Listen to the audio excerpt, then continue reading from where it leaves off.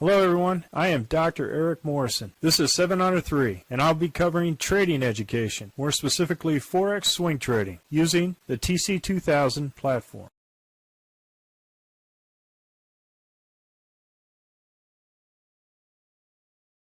Hello everyone, this is the weekend review for the 21 Forex currencies, and I got a real special for you tonight. I did an analysis that we've been doing for about a couple of weeks now between the intraday and the daily, and just to kind of give a sense on intraday trades versus swing trades. And one of the proofs to show you as far as which is the better way to trade the currencies, my vote is dailies. And what I can show you is based on our intraday trade log that we currently had, we went ahead for this week, week of the 10th, we had approximately 64 trades, because the title is up here, it takes one of the trades. So we did 64 trades. Every 4 hours we would check the trades and make sure that we moved our stops, and we entered and had all the orders placed in for each of the intraday trades. As you can see here, there's some losses and gains, just like with every trading program or system, right? And you're going to have stops, and you're going to have some losses, you're going to have some gains. And this was the end result of the gains for that week, doing intraday trades every 4 hours. Contrast that with the swing trades. Now, I did swing trades simultaneously with the intraday trades just to kind of show you the amount of trades that I had to do. And with this, I only had to do 27 trades for this week. And it was either based upon the entries within the frog box, the black bands, and as you can see here, we actually gained more by trading less. And what I want to emphasize here for the Forex currencies, the shorter amount of time frames that you have, you're going to have more expenses, because there are commissions backwards and forward on each one of these. There's going to be slippage on each one of these trades too as well, right? So even though that you may have gained this, you're going to have fees, overnight fees, also associated with each of these trades. So your costs are going to be more with more trades. So instead of 26 trades, we did 3 times more trades and had approximately less amount in returns on the micro, mini, and standard lot sizes than we did on the swing trades, right? So there is proof here to look at how we go about focusing on the 2 different time frames. Now, what I did was for the daily swing trades is I went ahead and sent up these frog boxes both at the high and low of each of these particular currency pairs. And since this one was in a sideways quiet channel, and I determined that for not only the 4 hour but also the daily, I went ahead and decided not to trade this particular currency. Aussie dollar, Swiss franc, I went ahead and decided to trade this particular currency. Now, if you look at for this week, was the prior week, you go ahead and put in that frog box at the high and low, as you can see here. Now, once it goes ahead and breaks that high of this particular candle, then you go in for a long. But you said, well, wait a minute, it went ahead and went in the other direction. The caveat to that is, as you have your stop at the base of this daily candle, remember these are daily candles, right? If it decides to go in the other direction after going into this frog box, that means that this was a switch in direction. So I went ahead and put a short order here on this side. So as it went back and hit the stop, if it is not, we do not have enough momentum to break this particular swing high, then it's a reversal, right? So we'll go ahead, and we only do this twice, right? So if it's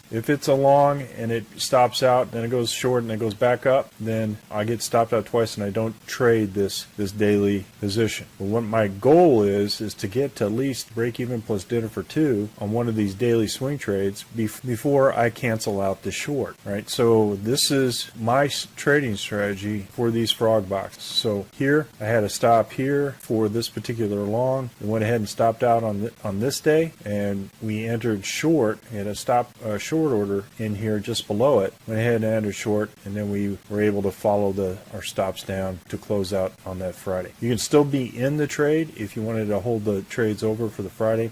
Because these are daily candles, the swings should not be at those, but just like with any case and all that, you could have a significant world event that could gap up or gap down your trade. So now what's going to happen is, whether you keep that open or not, this sets up the frog box for there. So I put in, as soon as the Sunday opens up, I will put in short orders here, long orders here, and if it goes long and then comes back the other direction, then I immediately go short, right? So those are the rules that I follow in order to trade this particular system. All right, so for the Aussie dollar Swiss franc, we were able to get this much of a gain, for the lot size that we picked. Aussie dollar Japanese yen, same thing, right? It broke up above the top frog box, then came right back down. This was initial loss, go from here to here, and then we decided to follow the handle down to get that particular gain, right? Now, you can go ahead and back test this type of process all the way back, and you'll find that it is very helpful to keep you out of trades where a particular currency pair is consolidating and where a particular currency pair is doing a head fake like it did in this case, right? So that was the Aussie dollar Japanese yen. Aussie dollar New Zealand dollar, here in this case, it broke through this high, which was this candle, right? As you can see, the week is highlighted there. So it broke this high and stayed above. And so we just moved our stops up and followed along with our initial thing. That means that whatever stop I would have had here as a potential short immediately canceled, because now we're in a long trade. But you can do OCO, but just remember, and when it comes back on against you, you can't set up that trade, because it'll cancel out the shorter on the other side. Aussie dollar US dollar, same thing, right? It hit the high here on this black box and then reversed and went the downward direction. So we had this as initial loss, and then we were able to follow the stops down in order to get this potential gain, right? So this system allows us to track any particular head fakes that go in there. If they continue to go up forward, we get to break even plus dinner for two, then we remove that short order stop. Canadian dollar Swiss franc, same thing. Initial gain here. We had our initial short stop here, and we got this as our gain in terms of R. Right, so this was our loss, and then our gain was here. Canadian dollar Japanese yen, we had a significant gain here. Was our initial loss as it popped up. It was a head fake, and then came back down. We only gained here to this level, because as it broke this part, right, we got to break even plus dinner for two. We had our stop. It came back up against us. I moved it down, actually the stop down to the 20-day moving average as soon as it hit there, because I usually like to stay one moving average above whatever the price action is. So as it broke the dragon on the other side, I moved the stop down to the 20. So this is where my stop was when it came back up against Swiss franc Japanese yen. No trade, right? The whole weekly candle was in this entire candle, so no trades to long or short on this candle. Euro Aussie dollar, we had a significant gain. Again, it broke down below here, did a head fake, and started to form a W, right? So it got here, we were stopped out, and we immediately reversed and went long, and now we closed out at this particular bar. Euro Canadian dollar, same thing. We were stopped out here from this initial short, started to form up, go up to this high point, then we were stopped out at this 30 moving day average. So if you have your stops and you monitor it day by day, right, and as soon as you get to break even plus dinner for two, then you continue to move your stop just below the day's candle, right? So this way we only have to monitor our trades daily, right? We set up the week, right, in terms of our frog box, and then we have our buy and our sell orders here. As soon as it triggers, right, it triggers a certain direction, either goes long or goes short on the weekly. That means our daily actions go in that direction. Euro Swiss franc was sideways quiet channel. In terms of average true range, decided not to trade this particular currency pair. Look at the wicks on this. Very wicky. Seems to be hovering around this particular box here. It did go up, and then it went down and went up. Again, that's the big banks just taking people's money. So as soon as it gets into this position, you might as well not trade it, because of the fact that the banks will try to squeeze out all retail traders' stops and go stop hunting for anybody who tries to trade this particular currency. We got to wait for a trend before we can start trading this currency. Euro Japanese yen, no trade, right? This weekly candle was within this candle and this candle of the week prior. prior, right? So we weren't trading this currency pair. Euro New Zealand dollar, excellent counter trend trade. So initially hit the low here, and as soon as we set up our stop for the week, went into a short for that day, and then we went ahead and put in our stop here for the daily candle, and then we put in a little bit higher our buy or long signal just in case it goes against us, and it did. We were stopped out, then we were entered into the long trade, and it just rocketed up. So this was an excellent trade. Euro US dollar, no trade, right?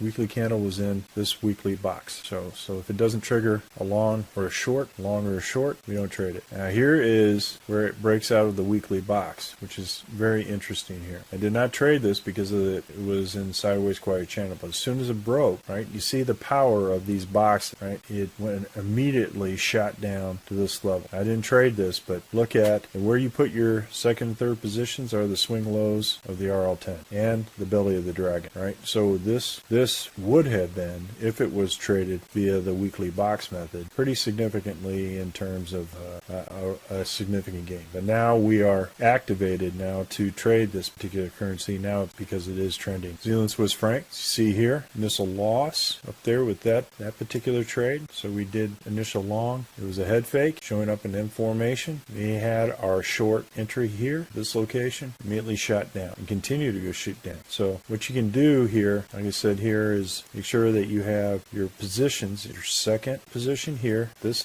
W, and this will allow you to set this up. You got a day or two to set this up if the price doesn't shoot past. But you got the belly of the dragon here, this location, and you got another order. So we got 1, 2, 3 orders already before we hit our actual short that we had initially. So this was a very good trade. Absolutely amazing trade. Zealand Japanese yen, same thing, right? So we have initial box entry at our weekly. We put in our stop here for this long, kicks off, and then the next day it shoots past it. We enter in our short just below it and continue to follow it down with second and third order entries here and here. Could have even had a fourth entry here before it hits this initial entry. So we're talking 1, 2, 3, and since this is close to this, I usually go with the RL10 as opposed to the swing low of the belly of the dragon, right? Just because they're in close proximity, I go with the lower one. And then we have this swing low, this RL10 for another order. Then we got the edge of that box for that weekly candle for another entry. So it shows that we could have several entries in several positions on a daily, and we only have to check this once a day. Another gain here, initial buy entry on this swing high, did not follow through, went immediately back the other direction, which is fine. Go ahead, and we had another position here. We have another position here, another position here. So we're talking 1, 2, 3, 4 positions that we could have in. And I think I didn't have this one because I don't like the RL10 being inside the dragon. I like it coming out of the dragon before I make it a short. But you can have that if you choose to do that. And we had a significant gain on the New Zealand dollar, US dollar. Very good trade. US Canadian dollar, another great trade. We have our short here on this low, right? So it kicked off this low. We had our stop here at this location with our long position just right above it. We were stopped out of the short, went immediately into the long, and continued to follow the long all the way up. So I think it was stopped out about at the 20 moving day. Yep, 20 moving day average. So, like I said, I always like to have at least one either band or moving average, one below it. So as soon as it hit above here, I think I was at the hump of the dragon at that, and then it came back to stop. Yep, that was the case. All right, so this gives us the time to focus on other things other than trading. Now, you may do intraday trading and like to do the work behind it to make sure that you continue to maximize your efficiency and effectiveness for each of the trades at the 4 hour. But just think about the returns on this and the amount of work invested and the amount of time taken. Right? So this is why I support the swing trading approach as opposed to intraday trading. Now, you can go ahead and do intraday trading if you wish, but this is what I prefer, and this is what I'm going to be briefing on in terms of overall time savings for me and for other things that are important in my life. And I'm going to make sure that I maximize my trades as efficient and effective while using this system as proof that we can have targets and stop places all throughout our trade. US dollar Swiss franc, no trade. The candle was in between this week, so there was no trade for this. And look, it got kind of choppy. So the nice thing about this system on the weekly candles is that it gives you the high and the low, and if it trades within there, then there's no trade. So for the past 3 weeks, there wasn't any trade. I mean, the last trade trades were here. And when it popped up, came immediately back down. Popped up and then hit this low here and began to get a positive trade out of it. The rest of it, the other 2 weeks, was chop, consolidated, wiki, right? And once it gets into this, it protects us from the big banks trying to take our stops. US dollar, Japanese yen, we did have a trade, but we got to break even plus dinner for 2, right? So because as soon as it gets up into this area, right, I immediately passed this one, right? So I went immediately to break even plus dinner for 2, was immediately stopped out, right? So as soon as it, like I said, 2 moving averages up, it was way up here at this point. So I figured I'd go ahead to either put it here or break even plus dinner for 2, and I did the break even plus dinner 2, and then I was stopped that. So as soon as that, when I stopped out, remember I took out the short trade on this, right? So I was never keyed in on the short trade, and it just lingered around that same weekly candle high. And so this was a break even plus dinner for 2. Well, folks, that's all I have for the week in review. Hopefully I communicated well the importance of swing trading and what the benefits are in terms of time vested in watching the charts in the screen. We have a Forex boot camp and a Forex intermediate course. If you're interested, click on the link below. And remember, ruthless risk management. Happy trading, everybody. Well, if you like this video, go ahead and hit the like button below and the subscribe button. And if you want more information on TC2000, I have an affiliate link below. If you open up a TC2000 account, you will receive a $25 discount using that link. Thank you for your time.